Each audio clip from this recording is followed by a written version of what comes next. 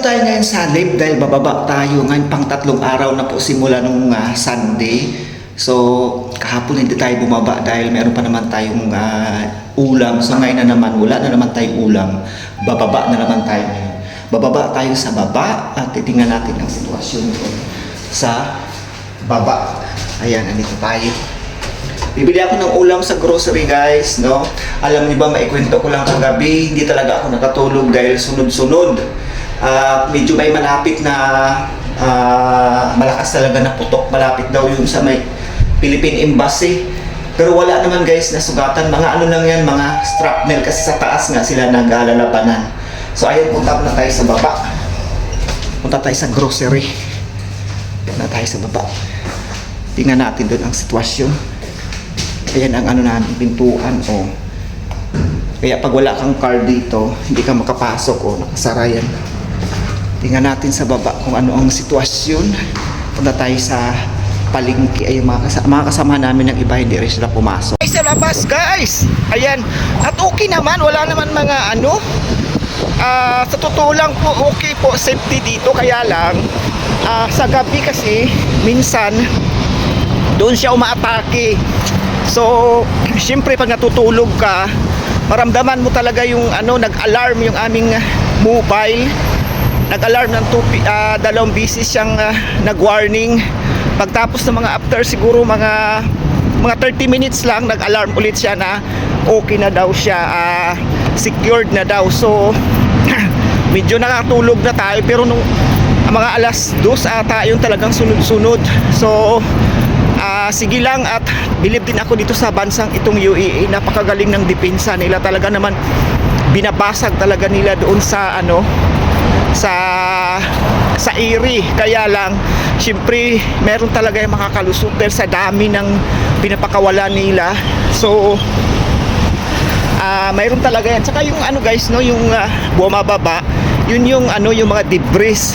So ang mga debris yung nakakatakot. Kaya kagabi hindi ako gaano nakatulog. Pero sige lang, pray natin. Patuloy nyo po kami ipanalangin dito sa bansang UAE na sana magiging normal na po ang lahat. At para po ay makakilos na kami payapa. Ayan, guys, sa labas. O yan. Ayan, kahapon hindi ako bumaba kasi meron naman tayong nabili pa na ulam. Kasi every 2 days, 3 days pa ako bumibili ng ulam. Kasi ayoko rin mag-stock sa fridge namin dahil ayoko mapuno. Hindi naman kami lahat nag-i-stock, pero mga pag 2 days lang yung nilalagay namin sa fridge. Kasi malapit lang din man kami dito sa mga grocery. Katulad dito, ito na yung grocery na po ito, oh. Pero doon ako pupunta sa may ano, sa may Filipino grocery. Yan. Yan, ganyan, guys, ang sitwasyon namin dito. Tahimik naman siya. Wala naman ano, wala namang gaano siyang ano, ang kaba mo lang kasi pag yung mag-ano na ba, makarinig ka na ng ayun na, umaagunggong na, dumadalong-dong na doon sa langit. So doon ka na kinakabahan, lalo sa gabi, kasi pag gabi hindi mo siya makikita na natutulog ka tapos bigla na lang ganun. So baya, guys, yan, guys, update ko lang po, no. Dito po okay naman po kami.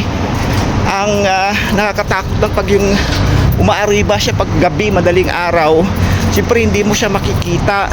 At kahit na yung safe ka pa, kahit na nasa loob ka ng ano, kasi may nalalaglag talaga ng mga debris yung nakakatakot. So baya, siya lang, yan ang update ko ngayon, guys. At maraming salamat po sa suporta na ibinigay nyo po sa akin, sa mga prayer, sa mga nagme-message po sa akin. Salamat po sa inyong lahat. Salamat po sa pag-pray. Patuloy nyo pa po kaming ipipray dito na sana talagang tuluyan na po itong mawala, para wala na po yung kaba. Wala na po yung kaba namin at sa mga kamag-anak namin dyan sa Pilipinas. Ayan, guys, pakita ko sa inyo. Ayan.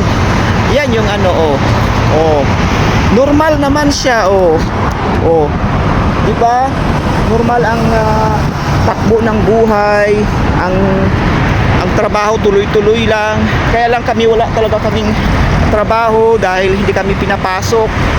Wednesday pa daw kami papasok, sabi ng boss namin. Katawid tayo. Sa Wednesday pa daw kami papasok. Kasi mahirap po kasi doon sa akin sa trabaho, kasi isa yan sa mga sikat din na ano dito, lahat po kasi na facilities ng US dito, yun yung inaano nila. So kami naman, para hindi kami madamay, hindi na kami pinapapasok ng boss namin kasi American yung boss ko. So ayun, Wednesday pa daw. So tingnan natin sa Wednesday kung okay na. Sana maging okay na yung lahat. Ayan guys, o tingnan nyo o. O, di ba parang wala naman o. Yan, dito ako pupunta sa Filipino House. Yan. Shabaya guys, maraming salamat sa inyo at yan lang po yung update natin sa ngayon. Baya! Bye!